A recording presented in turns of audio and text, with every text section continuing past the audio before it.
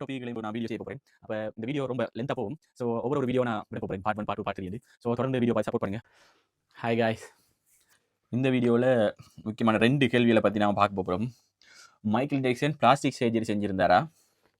Michael Jackson வெள்ளையாக மாறுறதுக்கு ஆசைப்பட்டாராண்டு? உண்மையை சொல்ல போனால் மைக்கேல் ஜாக்சன் பிளாஸ்டிக் சர்ஜரி செஞ்சுருந்தார்.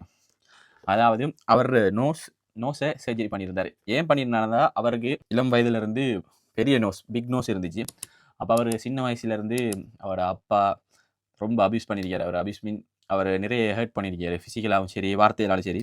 அப்போ அப்படி அவர் நிறைய எவ்ரி டைம் அவரை மைக்கேல் ஜாக்சனை கால் பண்ண போக பிக் நோஸ்ன்னு கால் பண்ணுவார்.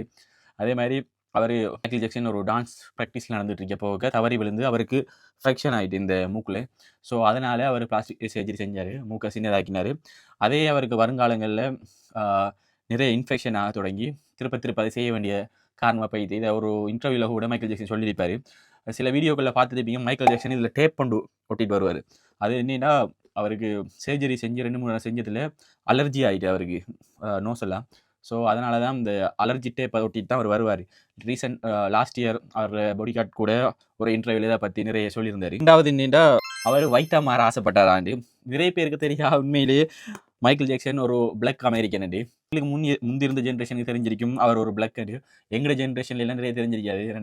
நாங்கள் பார்த்த போஸ்டர் இதுல எல்லாம் மைக்கேல் ஜாக்சனை வெள்ளையாவே பார்த்துட்டோம். உண்மையை சொல்ல போனால் மைக்கேல் ஜாக்சனுக்கு விட்டிலிகோங்கிற ஒரு தோல் நோய் இருந்துச்சு. அதாவது வெள்ளைத்தேமல்னு சொல்லுவாங்க.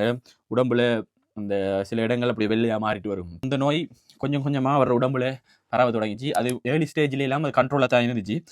அதை பற்றி ரூமர்ஸ் மீறிக்கு வேணுமெண்டே மைக்கேல் ஜாக்சனுக்கு அந்த நோய் அதிகரிக்கிறதுக்காக மருந்துகள் வழங்கப்பட்டுச்சு அவர் பர்சனல் டாக்டராலே என்று ஒரு ரூமர்ஸ் மீறிக்கு. அது உண்மையாக போய் அது தெரியா. ஆனால் லாஸ்ட் ஸ்டேஜ்லாம் ஒரு ஃபுல்லாகவே ஒயிட்டாகவே மாறிட்டார். ஸோ மைக்கேல் ஜாக்சன் இதை ஆசைப்பட்டு மாறலை, இது ஒரு நோய் காரணமாக தான் அவர் மாற்றப்பட்டார். ஏன்டா லாஸ்ட் டைம்ல எல்லாம் அவர் கொஞ்சம் ரிவல்யூஷனல் சாங்ஸ் எல்லாம் கொஞ்சம் பாடிப்பார். ஸோ அப்படி பாடப்போக மைக்கேல் ஜாக்சனுக்கு எதிராக மீடியா இவர் வெள்ளையாக மாறதுக்கு ஆசைப்படுறாரு என்று ஒரு பெர்செப்ஷனை மக்களிடையே பரவிச்சு. அப்போ இருந்த மெயின் மீடியாஸ், அப்போ சோஷியல் மீடியாஸ் இல்லை.